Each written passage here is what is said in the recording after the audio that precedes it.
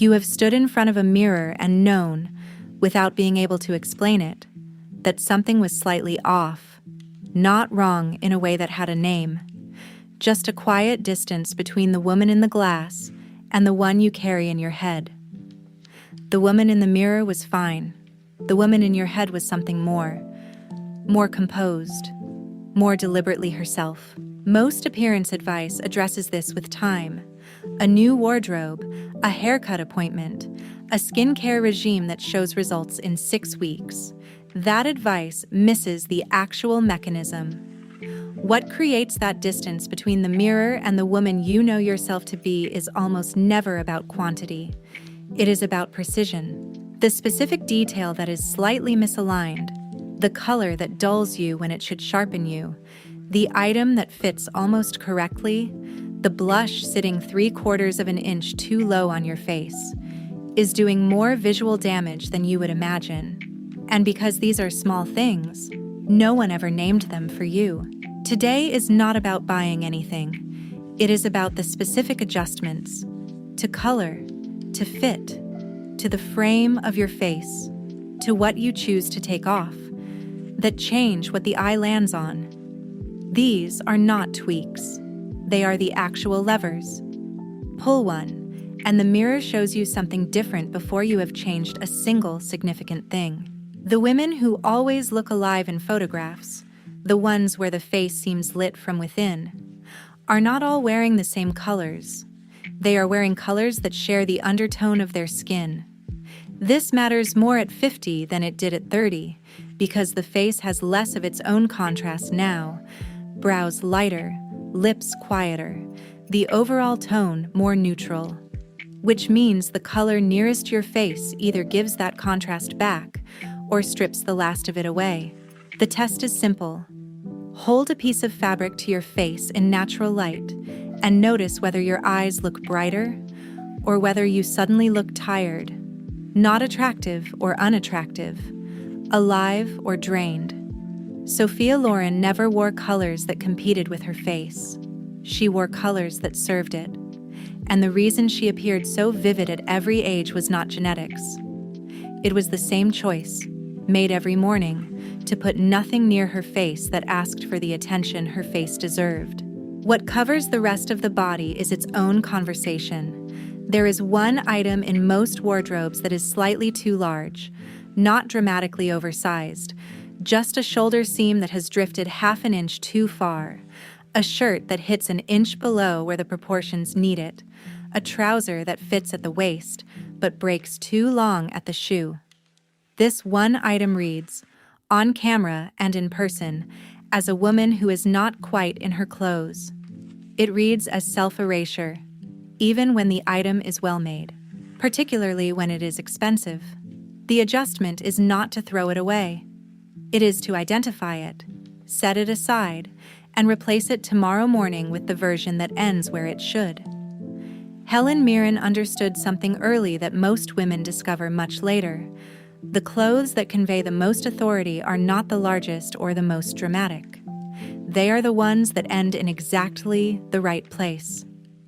The proportion that matters most after that is not the one made of fabric. The brow is the frame of the face, not metaphorically, structurally. It is where the eye lands first, and it creates the context for everything below. Whether the eyes read as open or heavy, whether the woman seems present or elsewhere.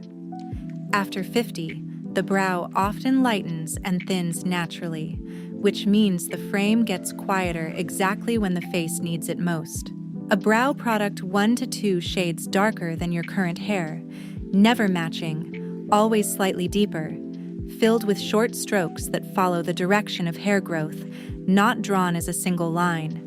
The single line closes the brow. Short strokes give it dimension. This is a 4-minute change with a $6 pencil that alters the entire reading of your face. The women who always look vivid have forgotten there was a time they didn't.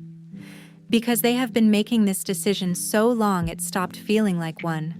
What looks natural was chosen. Every one of these choices, the color, the fit, the brow, works on its own. What I built, the Elegant Woman 50 Plus Protocol to address, is what happens when they work in sequence. Each layer installed in the right order so that each one amplifies the one before it. That is the refinement stack, and it is linked below if you want it. But there is one adjustment most women get entirely backwards, and it is the one doing the most quiet damage. Most women over 50 are placing their blush 1 to 2 inches too low. This is not a personal failure. It is a direct result of following instructions designed for a face in its 30s, when the cheek naturally holds volume that carries color upward. After 50, the face shifts, and color placed at the fullest point of the lower cheek does not lift. It reads as shadow. It pulls the middle of the face down exactly where the eye is looking for structure. The placement is higher than feels right. Beginning at the temple, not the apple of the cheek, blended diagonally down and inward, stopping before it reaches the nose. The difference in the mirror will not be subtle. The face appears to have more lift before you have changed a single thing about the skin underneath. This is what makeup artists know and rarely say plainly. At 50 and beyond, blush is not color. It is architecture. And what surrounds it determines how it reads. The most common reason hair undermines an otherwise composed appearance has nothing to do with the style. It is that the style is unfinished, styled and then left to settle in a way that looks accidental rather than chosen. Finishing means the flyaways and the perimeter. A small amount of lightweight product. Nothing with weight, nothing with shine. Run along the hairline and the part. Lifted strands pressed lightly with the palm, not a brush. The style does not change. The version of it that reads as intentional appears. Coco Chanel removed the last accessory before leaving the house because she understood that restraint signals control. The finished hairline is the same principle, not adding, completing. It is the difference between a woman who looks put together and a woman who looks like she got dressed. Both are dressed. Only one appears to have decided. Deciding well also means knowing when to stop. Every appearance benefits from removing one thing, not as a rule about minimalism, but as a practical understanding of how the eye works. When there are too many points of interest, the eye moves between them without landing on the woman. It lands on the detail, which is a different experience entirely. Stand in front of the mirror fully dressed and look for the first thing your eye lands on that is not your face. A necklace sitting just below the collar. A layer that has gone soft. A bag that does not quite belong to the rest of what you are wearing. Remove it.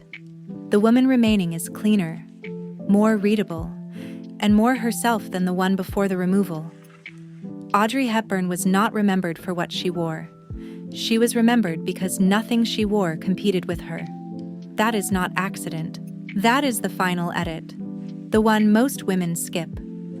What this day asks of you is not a transformation. It is precision, applied once, to the specific details the eye actually reads. The women who are remembered as consistently elegant did not work harder at their appearance. They worked more exactly. Everything you need is already in front of you. The question is only what to move, what to remove, and in what order to do it.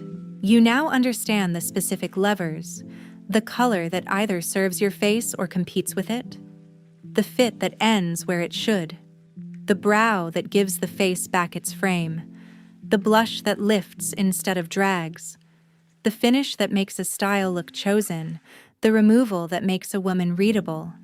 The question is what to do with that understanding on an ordinary Tuesday when the video is not playing. That is the gap I built, the Elegant Woman 50 Plus Protocol to close. I put it together after working with too many women who understood precisely what elegant looked like and still could not find the version that was specifically theirs, their coloring, their shape, their daily life. The protocol works through the refinement stack. 30 days, one layer at a time, covering how you dress with intention, how you move through a room, how you hold a conversation, how you set a table, how you make an ordinary afternoon feel like it was designed, and each layer installs in the right order so that by the end, none of it feels like effort. It feels like you. It costs something because building it took real time. The link is below.